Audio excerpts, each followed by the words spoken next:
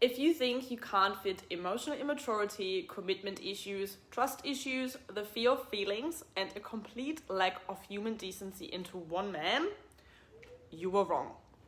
Welcome to the show, Mr. Ranger. Well, Ranger, because you drove on, and apparently that was enough to distract me from all the red flags waving in my face like it was Chinese New Year. Welcome back to the life of a Fanny, where we unpack all the questionable decisions I have made so you don't have to. Honestly, if I walked into a room and just said his name, every one of my girlfriends would let out the deepest sigh or hit me with the biggest eye roll.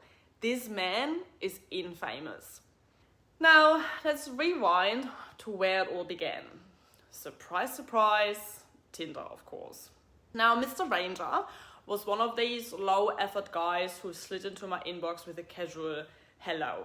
Usually, that's an instant swipe left, but compared to 90% of his competitors, this man was decent looking. Like, tall, tradie, dark features, right up my alley. He had it pretty easy with me from the start, and surprisingly, the banter picked up pretty quickly. Finally, a man with a sense of humor who didn't get all sensitive the moment I got sarcastic. Bonus points to Mr. Ranger. A couple days in, we moved to Instagram, and here's where I noticed he had quite the female following. Red flag? Maybe, but his eyes seemed to be on me, so I wasn't stressed. Yet. Then things escalated. The convo got spicy. Sarcastic jokes, cheeky comments, a few naughty photos. The vibe was high, the pace was fast, and my screen time was off the charts. We were texting all fucking day. It was giving teenage crush, but with added level sexting. Naturally, we had to meet. Preferably ASAP, because the sexual tension through the phone alone was getting ridiculous. As per usual, we were texting all morning, he was out and about, and I had this weird pull. So I told him to stop by on his way home. I started walking down the street, saw his ute pull up to the lights. I knew it was him. So I ran across the road and literally jumped in. From the second I sat in that seat, it was on. We clicked instantly. Banter, laughing, making out. It was fucking hot. And I'm not talking temperature. There wasn't anywhere we could go, so we stayed in the car. And listen, there's only so much you can do in a car, but also there is a lot you can do in a car. I will leave it there. That little ute hookup kicked off a dating saga that had it all. Spicy texts, mind-blowing sexual chemistry, and serious confusion. We met again the next day. He picked me up, took me for lunch. The date was actually really nice. And then, of course, we ended up back in the Ranger. Again. Now, what do two horny people do when there's nowhere to go but the car? Exactly. A car park. And yes, I know. Oh my god, Fanny, come on. That's what you do when you're 16. Look, I get it. But I didn't have much of a wild face when I was a teenager, so I guess I was just making up for lost time, alright? Anyway, it was over as quick as it started. Like, literally. It took me longer to get my denim shorts undone than it did for him to finish. Must have been some serious build-up there. Now, at this point, you're probably thinking, okay, that sounds spicy. What's the catch? 2 days of being with someone you can't keep your hands off is fucking awesome. So what happened? Well, turns out Mr. Ranger was a magician. Houdini with a heart on. Or simply, he fucking ghosted. But let me properly introduce you to the man of the show. Tradie in his mid-30s, still living at home, single for a while, still carrying some old relationship baggage. Not looking for anything serious because he's not in the right headspace, and yet still wants a family one day. Make it make sense. I saw the red flags, but I just chose to ignore them. My Fanny had other plans. Days would pass post hookup and I'd get one-word replies, maybe once a day if I was lucky. But the second he'd come over, it was like none of that ever happened. I started treating his replies like the second coming of Christ. Hey you text after 3 days of silence had me kicking my feet like I was 14 again. Yes, I was dumb. But I'm sure a lot of you out there have been in similar positions at least once before. And yes, I kept seeing him because of course I did. He started coming over more. We hung out, chilled at my place, had a lot of sex, like a lot. He opened up about his family, life, business, and I generally felt like he was emotionally safe with me. The conversations were real, the vibe was effortless, and the sexual chemistry unmatched. We could literally not keep our hands off each other. Office work stationery aisle, roadhead, quickie on his job site. You get the picture. Look, I said I'd be raw on this podcast. Turns out so were we. But behind all the fun, all the sex, all the highs was so much fucking confusion. And here's the part I hate admitting. But I will, because I promise I'd be honest on this podcast. After one of his classic disappearing acts, I'm talking over a week of being left on red, I finally cracked. I sent him a message, a proper one. Not a petty, cool, I get the hint, but an actual message asking what the fuck was going on. I told him I noticed the distance, and I asked where his head is at. And to his credit, he agreed to meet up and talk. We sat down and I said, look, I'm not asking for a relationship. I'm not trying to pressure you into anything. It's been very easy between us. Casual, fun, zero drama, but the connection is there undeniably. So why keep pushing it away? And what did he say? He's just not in the right headspace. Again. Not in the right headspace to commit, not in the right headspace to be consistent, not in the right headspace to keep even the bare minimum going. Meanwhile, I'm literally trying to make it easier for him, offering the casual setup he claimed to want, and still, it was too much. That's when I realized this man simply didn't want to show up, even for something that was actually working. And deep down, I think he didn't know how to. And you know what? That's exactly why he's still single, after so long. He's been swiping his way through Tinder for years, adding girls to Instagram, sliding into DMs, maybe even meeting a few of them. But the second it starts to feel real, the moment there's any hint of depth, he pulls the same escape move. Because the past still haunts him. Because being alone has become too convenient. He doesn't have to explain himself, compromise, or risk of being hurt again. He doesn't trust anyone. He probably doesn't even trust himself. And to him, freedom feels safer than vulnerability. But here's the truth no one wants to admit. If you don't deal with your own shit, if you keep running from your past and blaming your present on everyone else, you will never have the emotional capacity to truly connect with someone. And Mr. Ranger, fuck, he's got a lot of inner work to do. Until then, every woman he dates will just become another stop on the distraction train. So, good luck to you. I hope you figure it out one day, but probably not. Or when it's too late. But knowing all that didn't exactly stop the emotional roller coaster.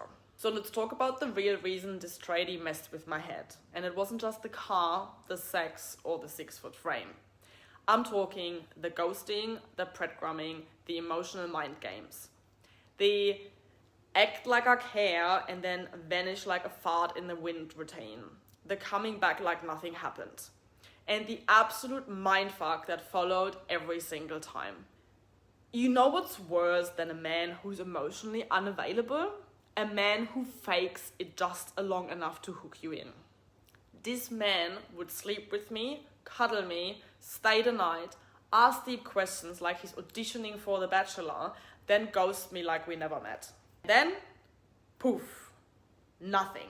Not a, hey, been flat out text. Not a single explanation, just silence and me staring at my phone like a fucking clown. And what did I do? Did I block him, delete his number, take it as a sign? No. I made excuses. Oh, he's just busy at work. Maybe I scared him with how real it felt. Maybe he's never met someone like me before. Girl, he has. He just doesn't care. This man knew exactly what he was doing. He gave me just enough to keep me stuck. And every time he popped back up, like clockwork, my brain would short circuit. One message, one compliment, one half-assed apology. Suddenly I was ignoring the fact that this guy had treated me like a piece of shit. I let him back in. Every fucking single time. It's the classic push-pull tactic. The oldest fucking trick in the dating playbook. And all these dickheads out there have mastered it. Here's how it goes. He ghosts, you spiral. He returns, you breathe again. He compliments you, opens up just enough to give you a taste of that deep version you thought was real. Then, gone again. Boom. Cycle reset. And you feel like the crazy one, questioning your worth, your actions, your fucking reality. Fucking ugh. Let me be crystal clear. This kind of behavior isn't random. This is manipulation. He's not busy. He's not figuring himself out. He's not scared of love. He's just not invested. And instead of being honest about it, he plays games and lets you carry the emotional weight of his dysfunction. Because a confused woman won't ask for more. She overthinks. She blames herself. She stays quiet. And he knows it. I stayed because I was addicted. Not to him, but the potential I had made up in my head. The version of him that only existed in the moments between his bullshit. But here's the truth. That version was a fantasy, a facade, a marketing campaign. He wasn't a good man having a hard time. He was a half-decent actor selling some well-packaged bullshit. And I'm done. Done with crumbs, done with confusion.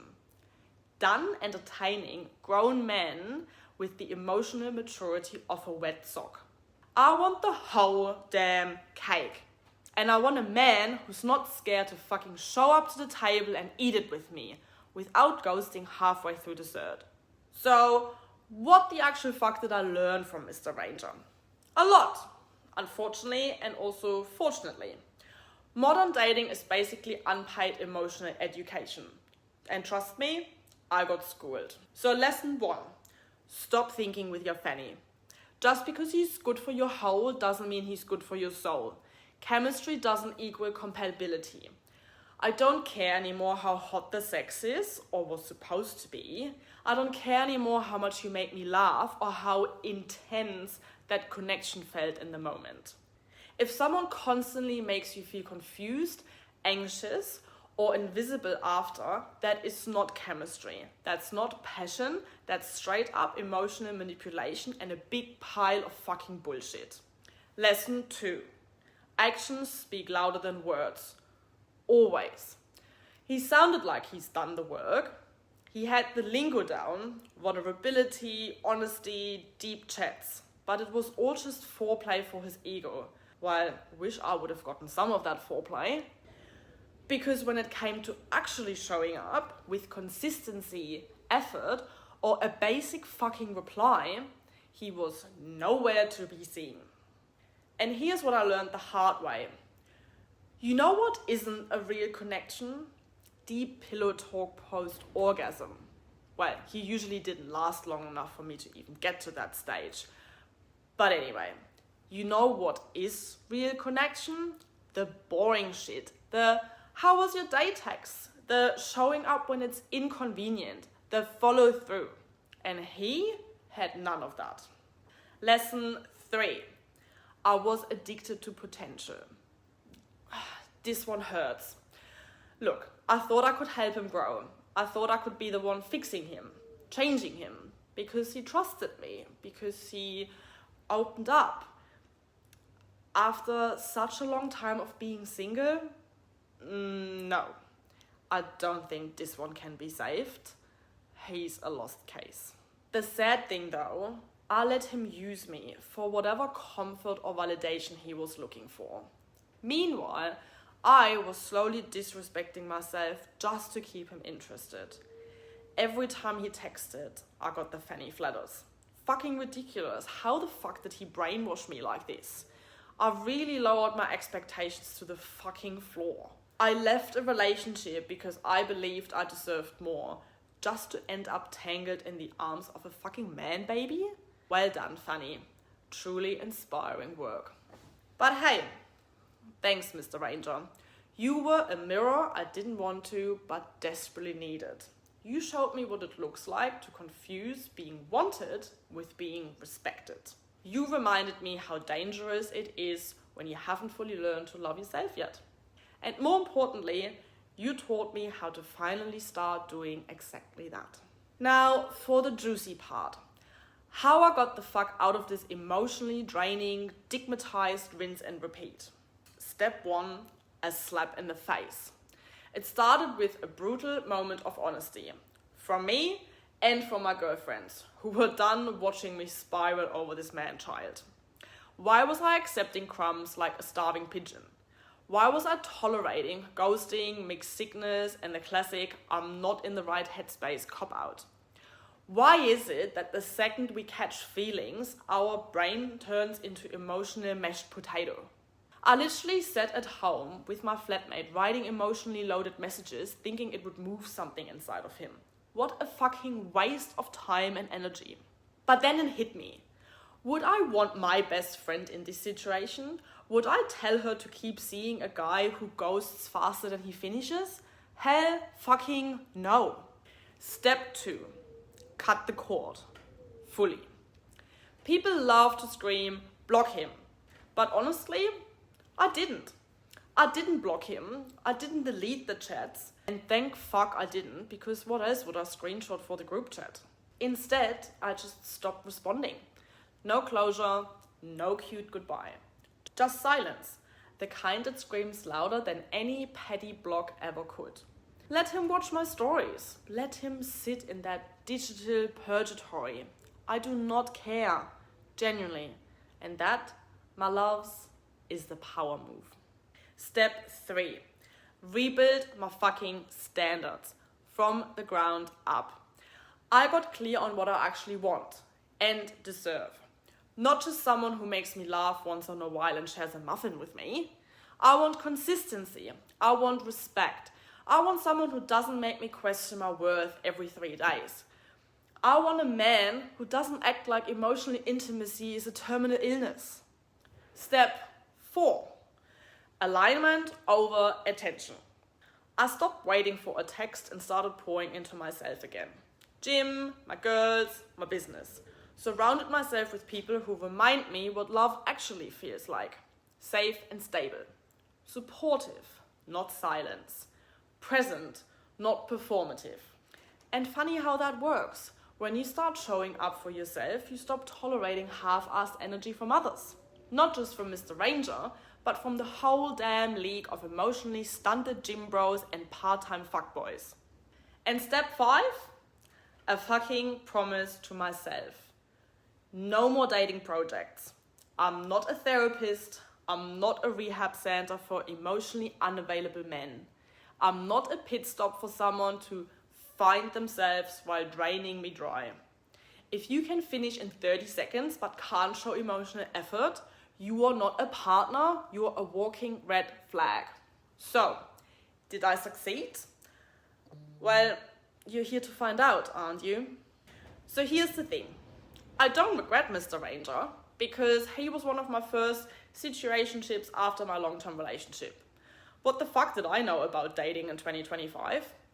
And it taught me a lot about myself and of course about the amusing yet shocking pool of men out there. This man taught me that the universe will keep sending you the same red flag dickhead in different packaging until you finally say, actually, I deserve better. Now, To anyone out there still waiting on a text back, rereading old messages, wondering what you did wrong, you did nothing wrong.